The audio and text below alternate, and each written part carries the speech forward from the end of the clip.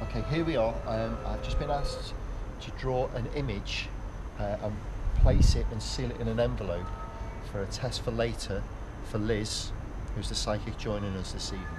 So what I'm going to draw is this.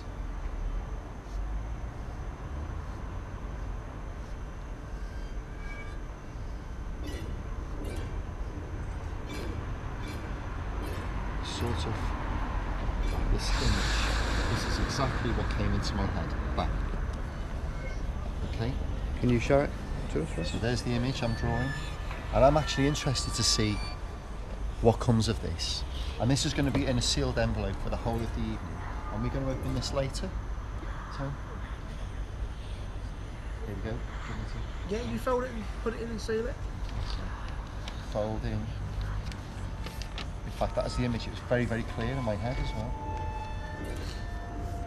No trickery, guys. I'm actually really interested in that. No, you need to sign it across the Oh, back. sorry. And where do you want me to sign? Across the seal, just to prove it's not been opened. My signature.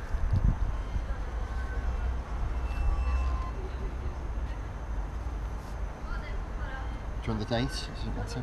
No, it shouldn't matter. Okay, there we are. That's me, Russell Edwards. Thank you very much.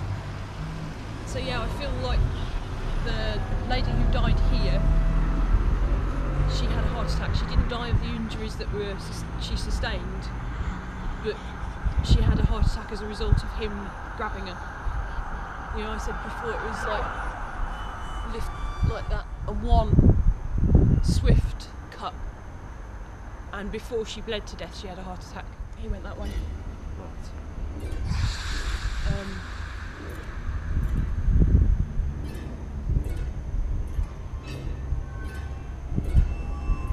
He's not around at the moment. He's not. I'm not feeling him. I'm feeling her at the moment. It's the tight around my throat again, and it is really tight around. Somebody grabbing my windpipe. Really tight.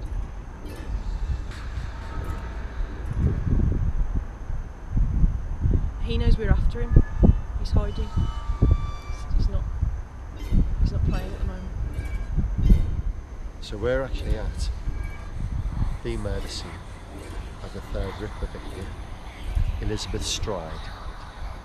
Now Elizabeth Stride was actually seen being attacked by a man described between 5'5" and 5'7", broad shoulders, foreign, which meant Jewish, dark hair, dark moustache. He was actually at this location, precise location by the way, and he's quite literally trying to drag this woman into the ground and into this gateway. This was the entrance to Duffield's Yard. At the side was the Jewish Men's Working Club, and on the corner was the pub. A Jewish man called Israel Swartz was walking in this direction when he literally saw this man attacking the woman in this precise location.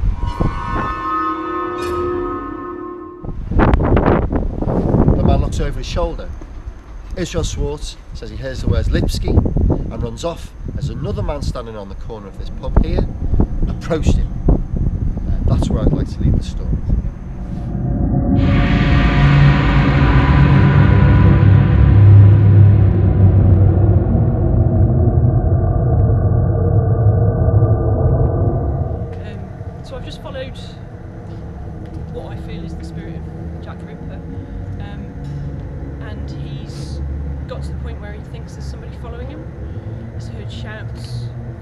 just come from, and he's ducked into a back alley that is no longer there, which was a really narrow alleyway, just to check whether somebody's going to come past him, check whether he's being followed. He's picked up the pace, he's carried on down the back alley and then cut back across onto what I'm assuming is a main road. He feels a bit disorientated because so many of the buildings have changed around here. What he actually said to me was, I don't really know where I am, it's all changed around here. Okay, what we've got here is we're just in the part of the warehouses. We're very, very close to the docks. This is actually a route I've walked myself, and that takes us to a location which is very significant in the story. Really, this is a possible route for this murderer to take to his next location. Thank you.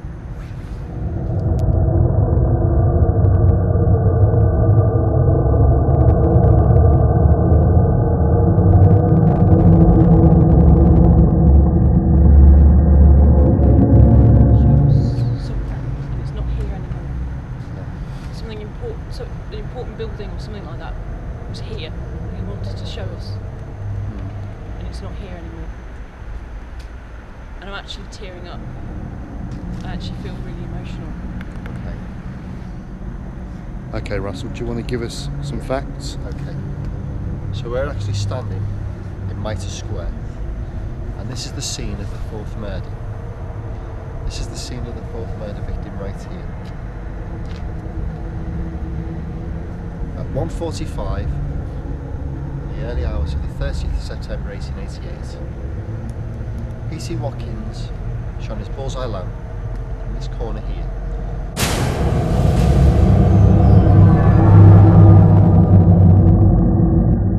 It's historically known as Ripper Corner, ironically. And he found the body of a woman looking like this. She'd been mutilated. It was the body of Catherine Eddowes. I really want to go through into the mutilations here at all, but what I will tell you is in this location here, the two houses. Two houses here. Over in this direction here, this and this was Curly and Tong's warehouses, right here. They're now gone, sadly.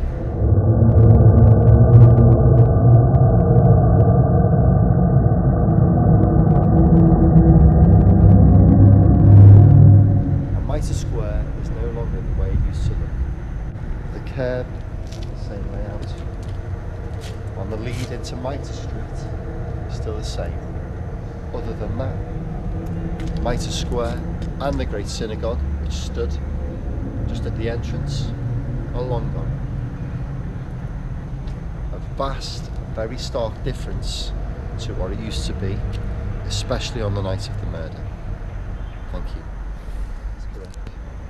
It was the right leg. Yes. Because I feel it at a funny angle. Yes, it was. Is there anything else you feel about the actual victim, Liz?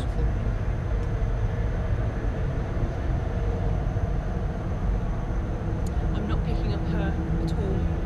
I'm not picking her up. Did Jack leave you with any thoughts of what he'd done or what he didn't do, what he, time-wise or anything? He didn't finish is all he told me.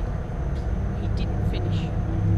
So I don't know what that means, or if he was disturbed before he did what he wanted to do to the body. But as Russell was speaking about mutilation, I didn't finish in my head. Any particular reason? That's all I was given. It's just I didn't finish. Yes. Actually, with the mutilations that he did on the evening at this location here, he had a total of 8 minutes to perform what he had to do.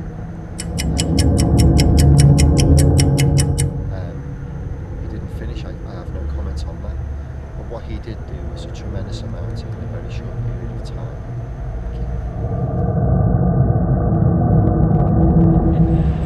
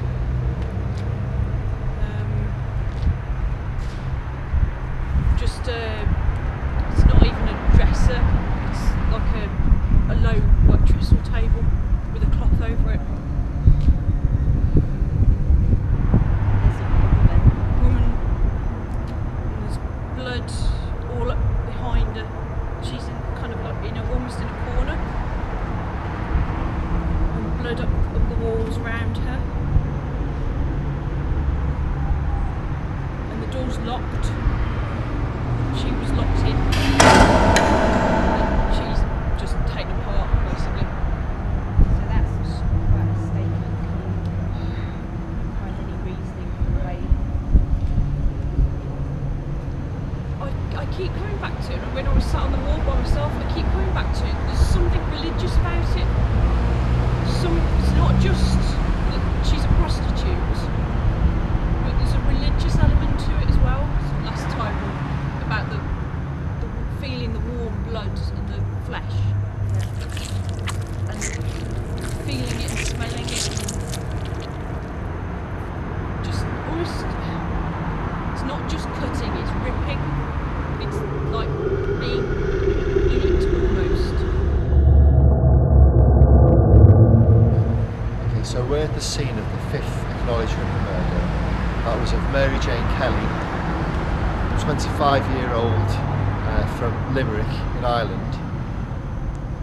At the time of her murder, she lived at 13 Miller's Court, which was in Dorset Street, the most violent street in London.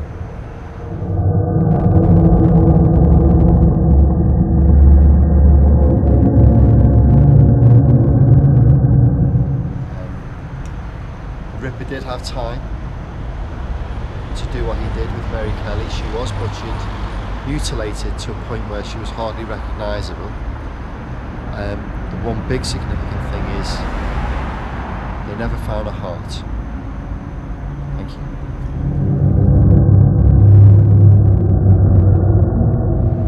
Okay, so earlier we got Russell to draw a picture and put it in envelope. Yeah. Would you like to see if you can tell us what might he have drawn and put in the envelope? Yeah. The initial thing that popped into my head, and that's the only thing I can go with, was a butcher's block, like a big square wooden butcher's block. Do you mind if we open it up and have a look? No, I'd be really interested.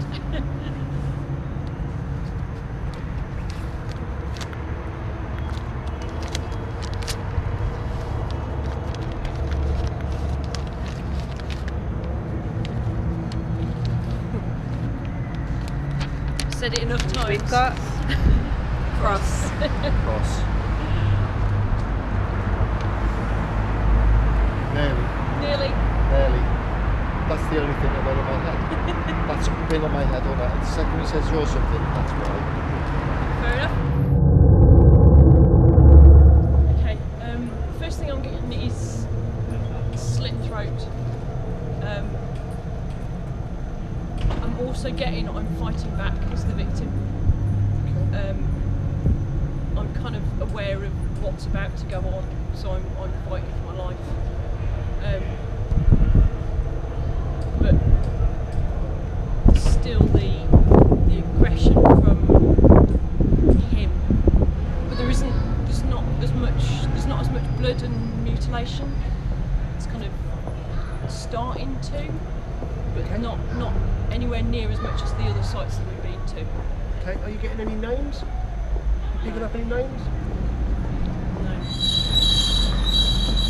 Feels like I want to go back further, like there's an alleyway behind me, or at least into a doorway.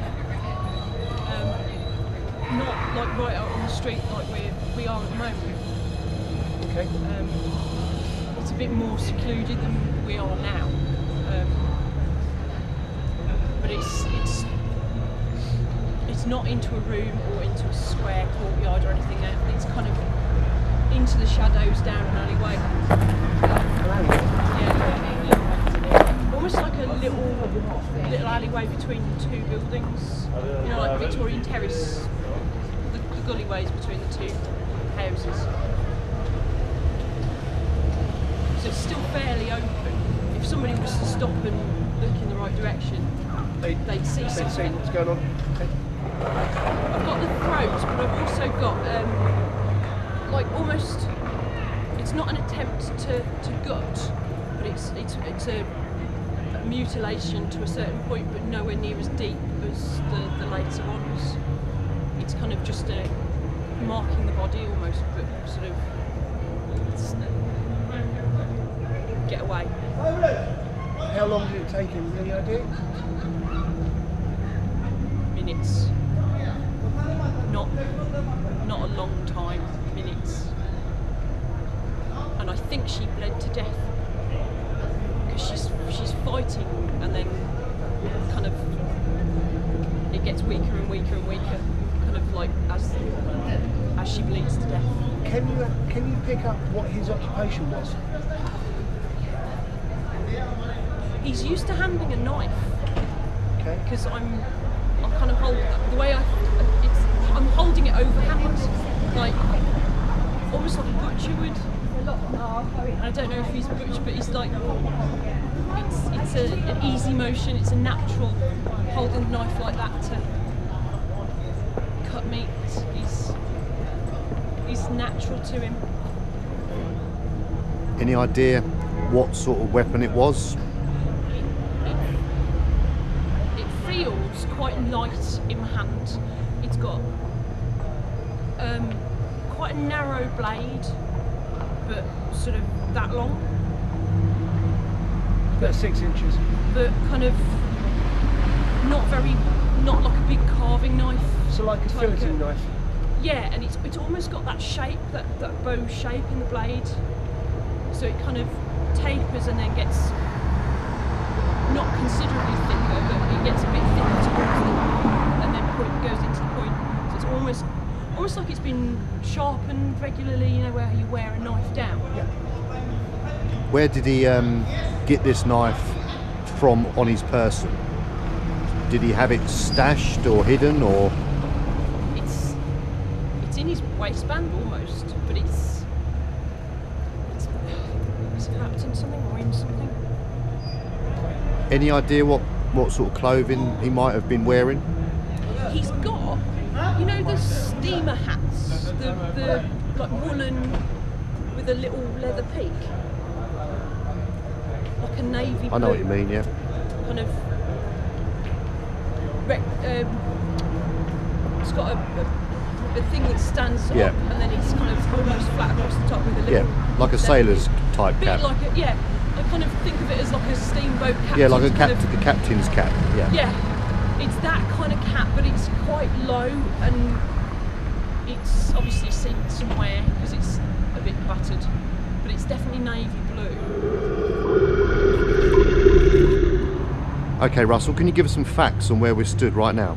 Okay, we're actually at the location of the second Ripper murder, that of Annie Chapman. Annie Chapman was found about 6:15 in the morning of Saturday, the 8th of September, 1888.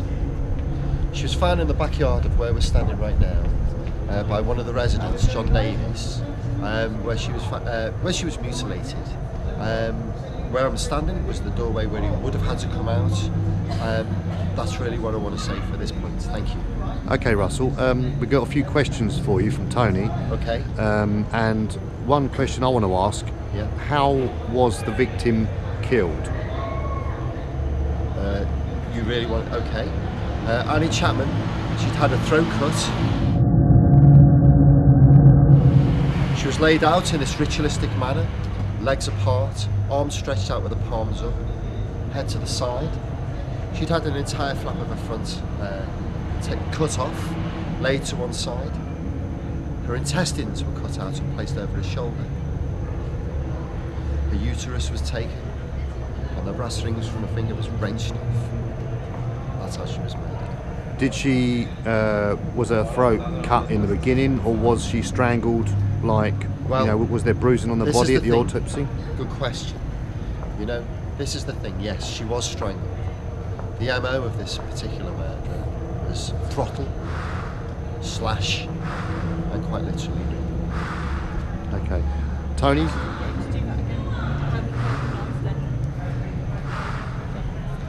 Exactly how Liz held it. Yeah. Exactly how Liz had it in her hand. Yeah. Did you just do that? She did it earlier on. Really? Yeah. Yeah. Exactly that. Yeah. Because I made a point of saying I'm holding it overhand. Yeah.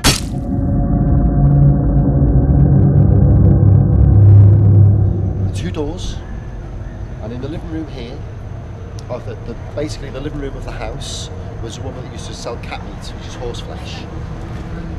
The door to the left was virtually always open, and really it was a walkway through to the backyard, where the unfortunates or the prostitutes would take their customers, their punters, service them, and off they went. You had on the first floor, they call it a cigar factory, but really they're not very big rooms, so a room that made cigars really. There were several residents, but what I can do is tell you there was an outside toilet and one tap to service everybody in this house. That was what was here, where I'm standing. Okay.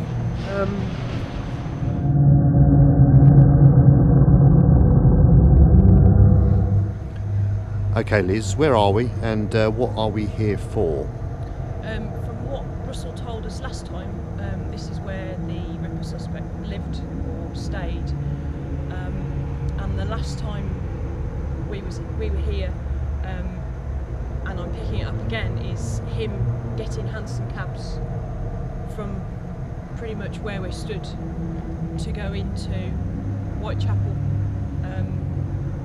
and go hunting, I suppose. Also to go to work, his daily business, which I haven't managed to pick up as of yet. Kind of get the feeling that he's fairly smartly dressed most of the time. I get the feeling that he's fairly smartly dressed most of the time, which would maybe make him recognisable.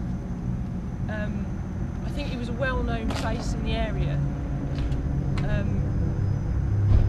and I think on certain nights he'd have somewhere else he stayed rather than coming back here. It's like a vault hole. Yeah.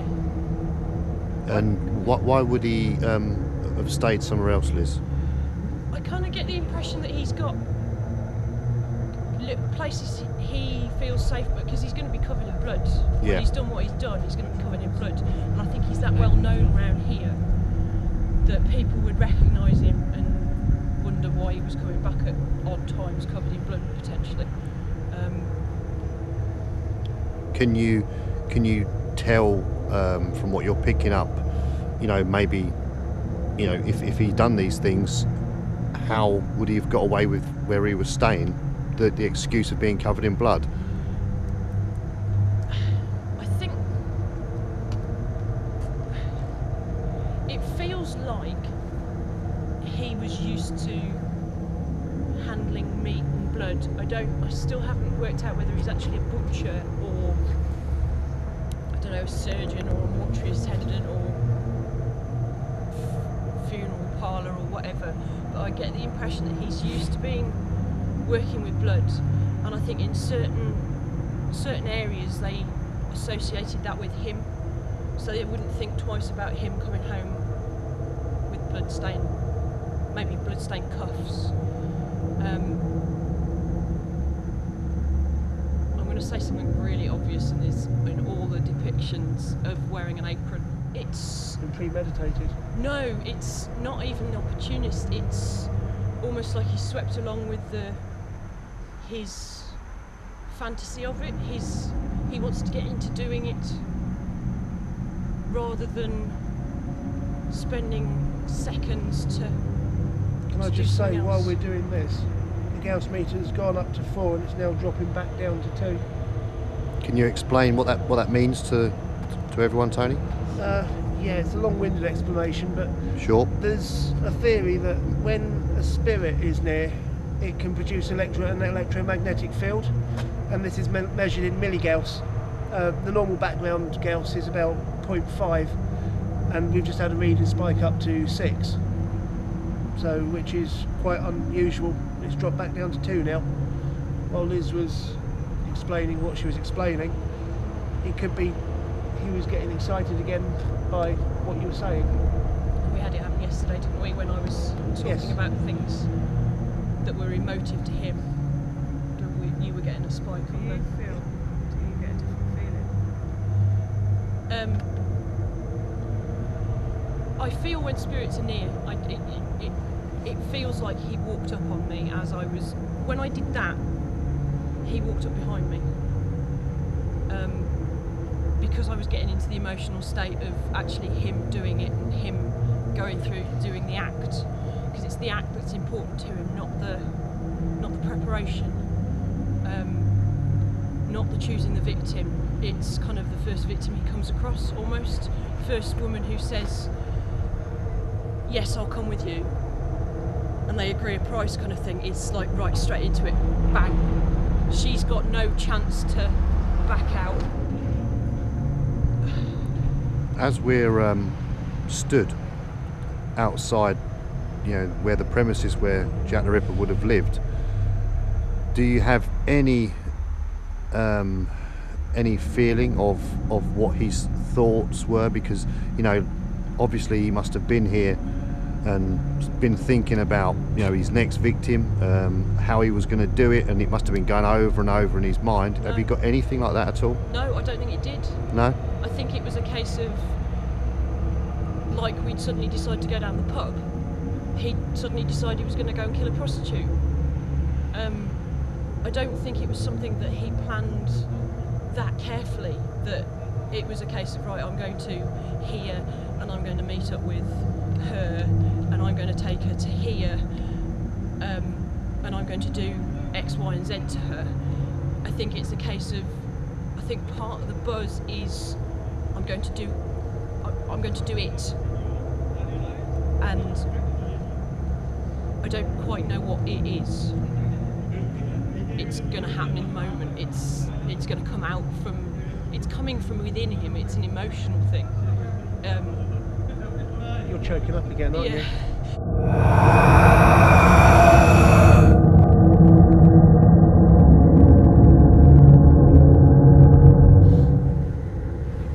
Okay, Liz, anything at all here you're finding?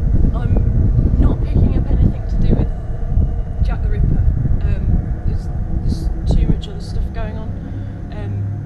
I've got a bombing, Second World War bombing. You were saying about an ear missing.